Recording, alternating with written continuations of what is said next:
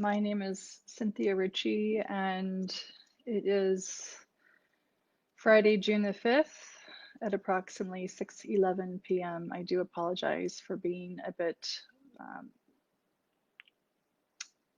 again, good evening, everyone. It's my apologies for running just a little bit late and having a few minor technical difficulties.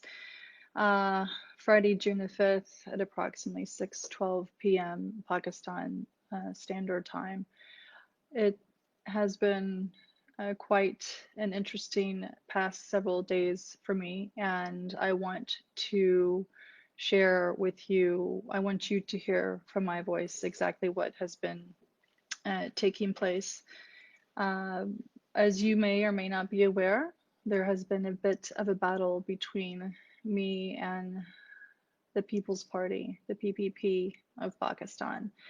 The reason they claim is because I posted a tweet that was allegedly defamatory in nature regarding the late Benazir Bhutto. Let me be very clear, as a woman, as a human being, I have never, nor do I currently, nor do I ever intend to have any interest in defaming anyone, especially a woman or an individual that belongs to what may be perceived as a vulnerable population.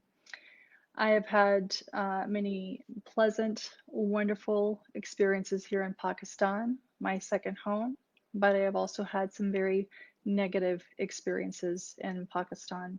And tonight I intend to share a bit about that with you. I will reserve some of the more graphic details because I do understand that a lot of my viewers may be underage. So I would encourage anyone under the age of 18 or any adults to not allow children to listen to this particular transmission because I will be including information of a more sensitive nature. The harassment that I have endured, primarily from the People's Party, has taken place for a number of years now. And for those of you who may not be familiar, I would encourage you to go back to my previous live video that I posted approximately 3 weeks ago, detailing the past 10 years of my experience in Pakistan, condensing it in about 10 minutes, which is admittedly not very easy to do. I have been in and out of Pakistan since 2009. I shifted here end of 2010, and I was invited here by the PPP, by the People's Party, when Zardari was president, Prime Minister Galani, Interior Minister Rahman Malik, and the federal minister at the time, Makhdoom Shahabuddin. Initially, things were quite pleasant. I was very well facilitated. I had no idea of the political battle that was taking place or had been taking place between Pakistan Tehreek-e-Insaf, PPP, PMLN, etc. And because I had been assisting PTI gratis on my own time with their social media strategies back in late 2010 and 2011, I learned eventually that PPP was trying to draw me away from PTI. Again, please reference my previous video on this that I posted 3 weeks ago as it goes into a bit more detail. Tonight, I want to focus more on the allegations that are being leveled against me by PPP and the horrendous treatment, messages, phone calls that I have gone through. This battle is really not about that tweet. This battle is really about individuals who know that I have a lot of dirt on a lot of people in this country, and it's primarily those who use and abuse others, particularly women and vulnerable populations, and I am one of them. Again, I will not go into graphic detail at this point in time, but Please be assured, everything that I have posted, everything that I have discussed on Twitter, I have evidentiary support of and for. Now, since Friday of last week, I have also filed an FIR, or excuse me, a report with the FIA. I am in direct contact with the Director General, and I have also asked that the previous investigator that PPP filed a report with be replaced, because when I went to meet him with an individual who also happens to be a diplomat, this investigator was neither neutral nor was he reasonably pleasant. He was extraordinarily aggressive with me. So I need for you all to know that I have, in all confidence and in good faith, done my duty as a resident here in Pakistan by following the letter of the law. I will also share with you, as many of you already know on Twitter, I have received countless threats against my life, rape threats, claims that PPP has my father. I have had diplomats listen to several of the most inhumane calls one could ever receive. We have numerous voice recordings, text messages, screenshots, including from those who claim to be PPP supporters from the Kingdom of Saudi Arabia and the United Arab Emirates.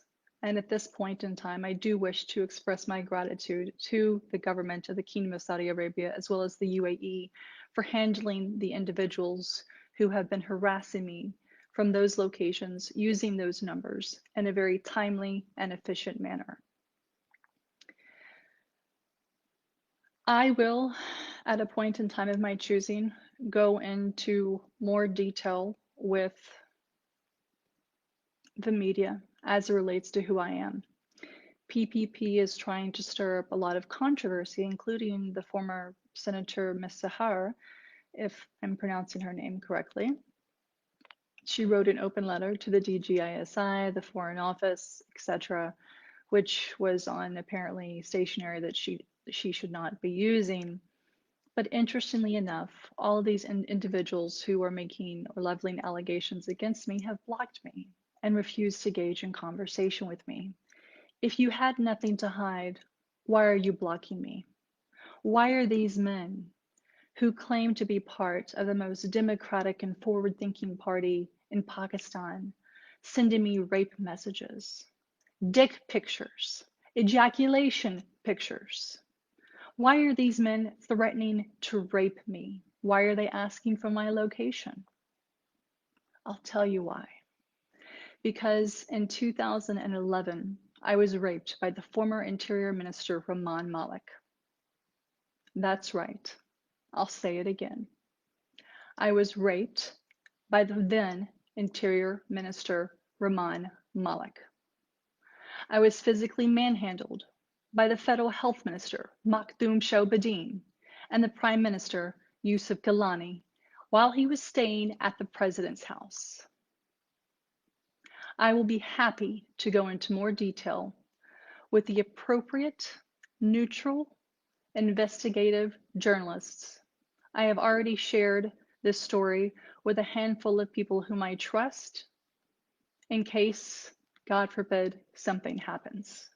But I want the world to know.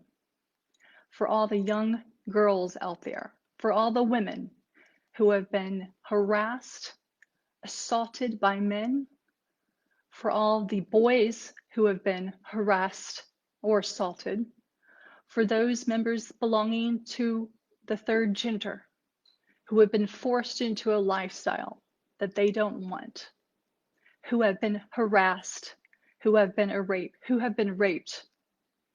This is for you. For those who I've met who have not had the privilege that I have, who don't have the voice that I have, this is for you.